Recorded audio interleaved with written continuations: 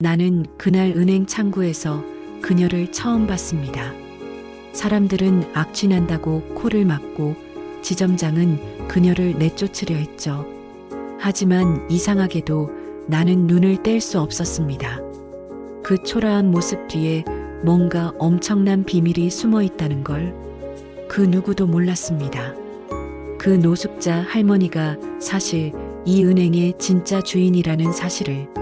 나는 창구 직원 나영입니다. 오늘도 평범한 하루가 시작될 줄 알았어요. 아침 9시 은행 문이 열리자마자 들어오는 고객들의 발걸음 소리가 익숙하게 들려왔죠. 하지만 그 순간 뭔가 이상한 냄새가 코끝을 스쳤습니다. 처음엔 그냥 지나치려 했어요. 은행에서 일하다 보면 가끔 이런 일들이 있거든요. 그런데 그 냄새는 점점 더 강해졌고 주변 고객들이 하나둘 얼굴을 찌푸리기 시작했어요. 손으로 코를 막는 사람들, 뒤로 물러서는 사람들. 그 시선들이 모두 한 곳을 향하고 있었습니다. 입구 쪽에 서 있는 한 할머니였어요. 허리가 구부정하게 굽어 있고 낡아 빠진 옷을 입고 계셨죠. 머리카락은 엉성하게 묶여 있었고 손에는 비닐봉지 하나를 꼭 쥐고 계셨어요. 그 할머니에게서 나는 냄새였습니다. 민석 지점장이 성큼성큼 다가왔어요. 그의 얼굴에는 짜증이 가득했죠. 할머니, 죄송하지만 여기는 은행입니다. 다른 곳으로 가주시겠어요? 할머니는 고개를 들어 민석 지점장을 바라봤어요. 그 눈빛에는 뭔가 깊은 슬픔이 담겨 있었습니다. 하지만 동시에 굳은 의지도 느껴졌어요. 통장이 있어요. 업무를 보려고 왔습니다. 할머니의 목소리는 생각보다 또렷했어요. 그런데 주변 사람들의 반응은 더욱 차가워졌죠. 누군가가 정말 냄새가 심한 애라고 중얼거렸고 다른 고객은 아예 밖으로 나가버렸어요. 나는 그 순간 가슴이 먹먹해졌어요. 저 할머니가 얼마나 용기를 내서 이곳에 왔을까 하는 생각이 들었거든요.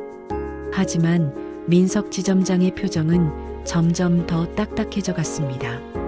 민석 지점장의 목소리가 더욱 차갑게 변했어요. 할머니, 다른 고객들에게 피해가 되고 있습니다. 나가주세요. 할머니는 비닐봉지에서 뭔가를 꺼내려 했어요. 아마 통장이었을 거예요. 하지만 민석 지점장은 그것조차 보려 하지 않았죠. 보안팀을 부를 수밖에 없겠네요. 그 말을 듣자 할머니의 어깨가 움츠러들었어요. 나는 참을 수 없었어요. 내가 먼저 나섰죠. 지점장님, 잠깐만요. 할머니께서 통장을 가지고 오셨다고 하시잖아요. 나영 씨, 상황을 보세요. 다른 고객들이 모두 불편해하고 있어요. 실제로 그랬어요.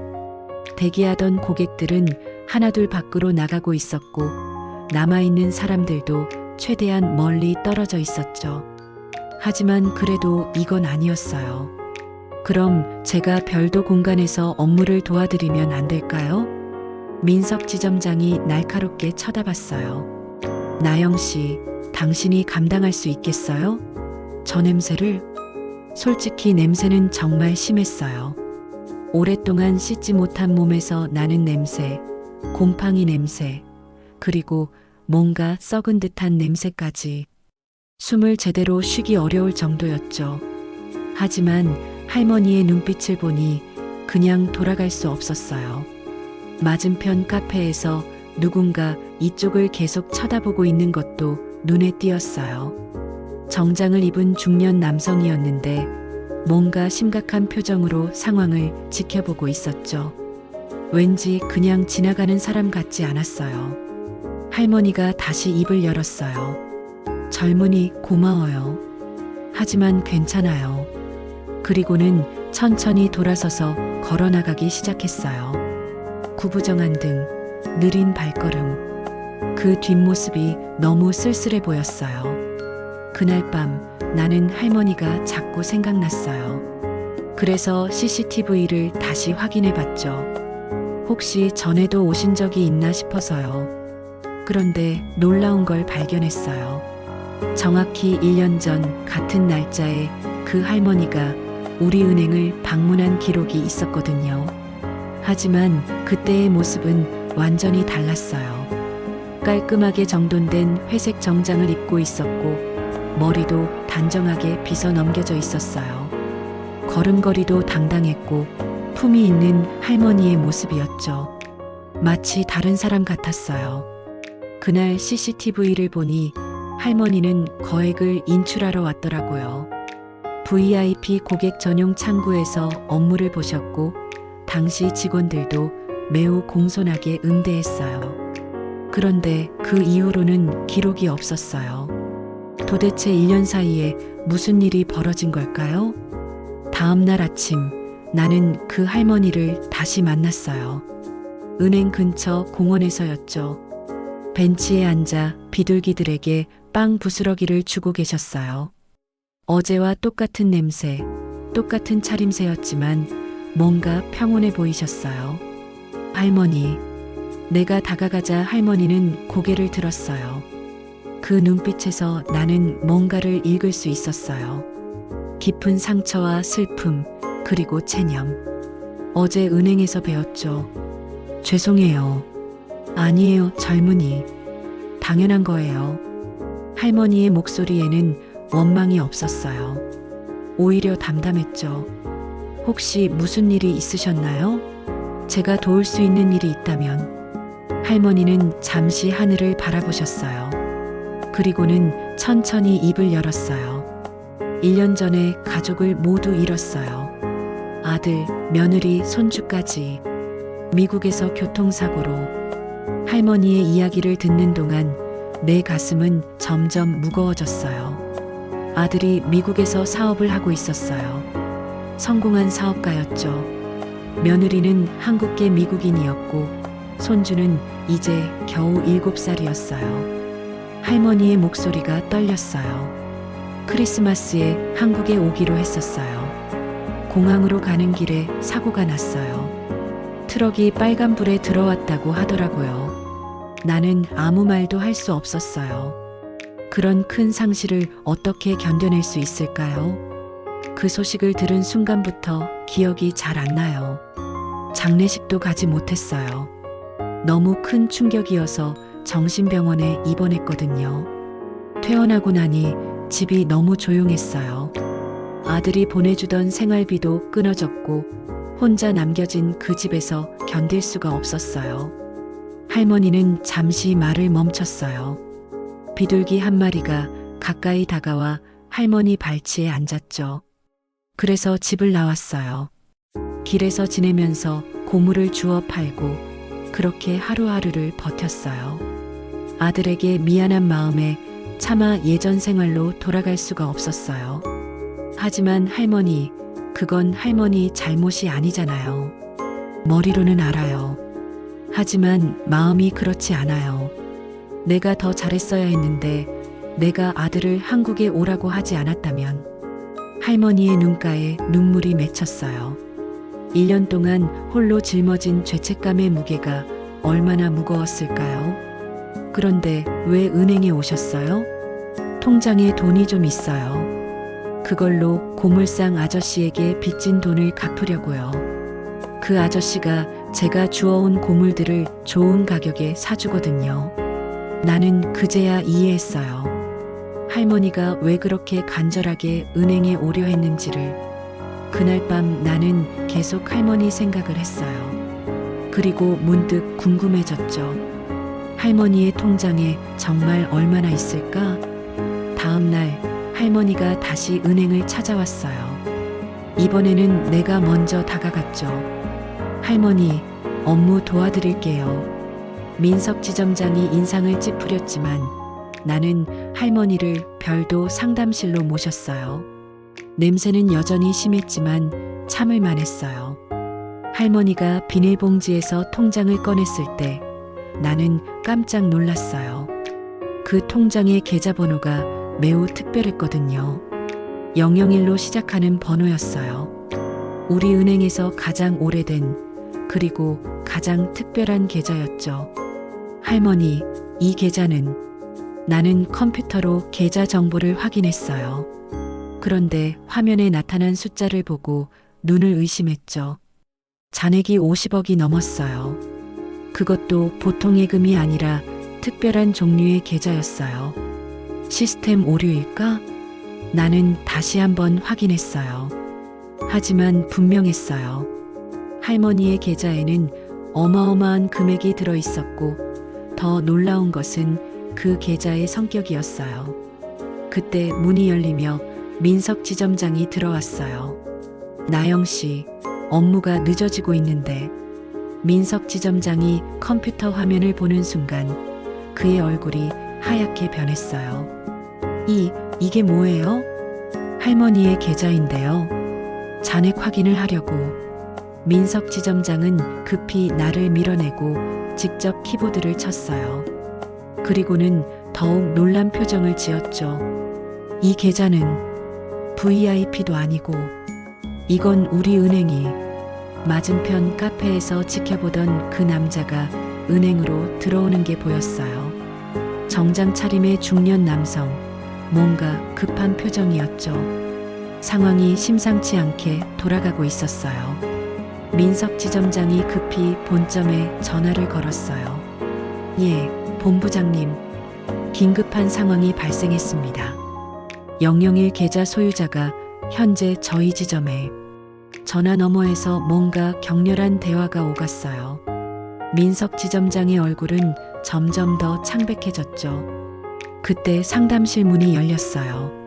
맞은편 카페에서 지켜보던 그 남자가 들어왔어요. 순애님, 오랫동안 찾았습니다. 할머니가 그 남자를 보더니 놀라며 일어났어요. 상호야, 너 왜 여기에? 순애님 때문입니다. 1년 동안 계속 찾고 있었어요. 남자의 이름은 상호였어요. 나이는 50대 중반 정도로 보였고 품격 있는 인상이었죠. 나는 이제 아무것도 아니야. 그냥 돌아가렴. 순애님, 아직도 모르세요? 당신이 누구신지를? 상호는 민석 지점장을 바라봤어요. 지점장님, 이분이 누구신지 아세요? 민석 지점장은 여전히 당황한 상태였어요. 저희도 지금 파악 중입니다만 이분은 이 은행의 공동 설립자이시자 최대 주주입니다. 상담실이 조용해졌어요. 할머니조차 놀란 표정이었어요. 상호야, 무슨 소리니? 순애님, 30년 전 남편분과 함께 이 은행을 설립하셨잖아요. 그때 투자한 지분이 지금까지 그대로 남아있어요. 001 계좌는 단순한 예금 계좌가 아니라 주주 배당금이 쌓이는 계좌였어요. 나는 숨이 멎는 것 같았어요. 어제까지 냄새난다고 내쫓으려 했던 할머니가 실제로는 이 은행의 주인이었다니. 하지만 남편이 돌아가신 후에 순애님이 모든 걸 아들에게 맡기고 손을 떼셨죠. 아들분이 관리하다가 미국으로 이주하면서 그대로 방치된 거예요. 상황이 급변했어요.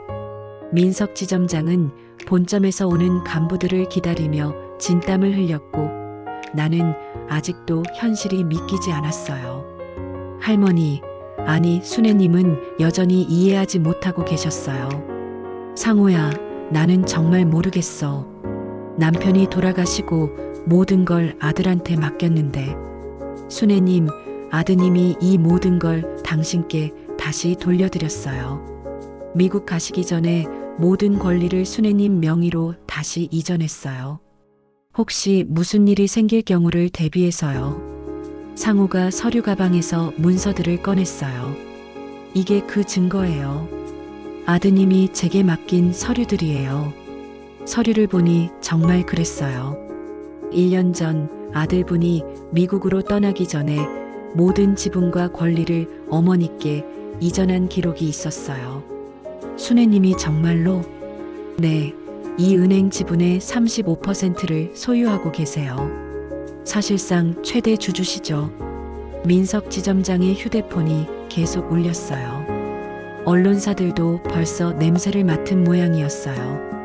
한국의 한 지방은행에서 벌어진 일이지만 임팩트는 상당할 것 같았어요. 지점장님, 순애님이 민석 지점장을 불렀어요. 어제 저를 어떻게 대했는지 기억나세요? 민석 지점장은 아무 말도 하지 못했어요. 나는 원망하지 않아요. 나도 이상했으니까. 하지만 앞으로는 이런 일이 없었으면 좋겠어요. 순애님의 목소리는 여전히 온화했어요. 하지만 그 온화함 속에서 느껴지는 무게감은 남달랐죠. 밖에서 소란스러운 소리가 들렸어요. 기자들과 카메라들이 몰려오고 있었어요. 본점에서 급파된 임원들이 도착했어요. 은행장까지 직접 왔죠. 그들의 표정은 절망적이었어요. 순애님, 정말 죄송합니다. 은행장이 깊숙이 인사했어요. 저희가 상황을 제대로 파악하지 못했습니다. 괜찮아요. 나도 이런 모습으로 다니니까 당연한 거죠. 하지만 언론의 반응은 달랐어요. 벌써 인터넷에는 관련 기사들이 올라오기 시작했어요. 은행이 자신의 최대 주주를 내쫓아 냄새난다고 거부당한 할머니의 정체는 이런 제목들이었죠. 상우가 순애님께 조심스럽게 말했어요. 순애님, 이제 정상적인 생활로 돌아가셔야 해요. 상우야, 나는 벌을 받는 중이야. 내 욕심 때문에 가족들이 죽었는데. 그건 아니에요, 순애님. 그건 사고였어요. 나도 참을 수 없어서 끼어들었어요. 할머니, 아드님께서 할머니를 얼마나 사랑했는지 아세요? 모든 재산을 할머니께 다시 드린 것만 봐도 알 수 있어요. 순애님의 눈에 다시 눈물이 맺혔어요. 그래도 너무 죄책감이 커서. 밖에서는 시위하는 사람들의 목소리도 들렸어요. 시민단체들이 벌써 모여서 은행을 규탄하고 있었죠. 민석 지점장은 이미 징계 수순을 밟게 될 것이 분명했어요. 다른 직원들도 마찬가지였고요. 순애님, 이제 결정하셔야 해요. 어떻게 하실 건지를. 은행장이 조심스럽게 물었어요. 순애님의 결정에 따라 이 은행의 운명이 결정될 테니까요. 순애님은 한참 동안 고민하셨어요. 그리고 천천히 입을 여셨죠. 은행은 그대로 두세요. 나는 지분을 팔 생각도 없고 경영에 개입할 생각도 없어요. 은행장과 임원들이 안도의 한숨을 쉬었어요. 하지만 조건이 있어요. 말씀하세요. 앞으로 이런 일이 없도록 직원 교육을 제대로 하세요. 그리고 어려운 사람들을 위한 프로그램을 만들어요. 어떤 프로그램이요? 노숙자분들도 은행 업무를 볼 수 있도록 도와주는 거예요. 깨끗하게 씻을 수 있는 시설도 만들고 상담도 해주고. 나는 순애님이 정말 대단하다고 생각했어요. 자신이 당한 일을 원망하기보다는 같은 처지의 사람들을 위해 생각하고 계시니까요. 그리고 상호야. 네, 순애님. 나 좀 도와줄래? 다시 사람답게 살고 싶어. 상호의 눈가에 눈물이 맺혔어요. 물론이죠, 순애님. 그날 오후 순애님은 상호와 함께 은행을 떠나셨어요. 1년 만에 처음으로 당당한 발걸음이었죠. 나는 창구에 앉아 그 뒷모습을 지켜봤어요. 여전히 구부정한 허리, 여전히 낡은 옷차림이었지만 뭔가 달랐어요. 희망이 보였거든요. 민석 지점장은 결국 좌천되었고 나는 승진했어요. 그리고 순애님의 제안으로 만들어진 따뜻한 은행 프로젝트의 담당자가 되었죠. 한 달 후 순애님이 다시 은행을 방문하셨어요. 깔끔하게 차려입고 환한 미소를 지으며 말이에요. 나영아, 고마워. 뭐가요? 그날 나를 포기하지 않아줘서. 나는 그제야 깨달았어요. 때로는 작은 배려와 관심이 한 사람의 인생을 바꿀 수 있다는 것을. 그리고 겉모습으로 사람을 판단해서는 안 된다는 것을. 순애님은 지금 상우와 함께 새로운 삶을 시작하고 계세요. 여전히 아들 가족을 그리워하시지만 이제는 그 슬픔을 견딜 수 있는 힘을 찾으셨어요. 그리고 우리 은행은 정말로 따뜻한 곳이 되었어요. 외모나 냄새로 사람을 차별하지 않는 진정한 의미의 모든 사람을 위한 은행이 된 거죠. 그날 이후 나는 세상을 보는 눈이 완전히 바뀌었습니다. 초라한 겉모습 뒤에 어떤 삶과 상처가 숨어 있는지 우리는 결코 알 수 없습니다. 그 노숙자 할머니가 이 은행의 주인이었다는 사실처럼 말이죠. 나는 이제 그녀를 고객이 아닌 사람으로 기억합니다. 그리고 오늘도 은행 창구 앞에서 겉모습 너머의 진짜 이야기를 보려 노력합니다.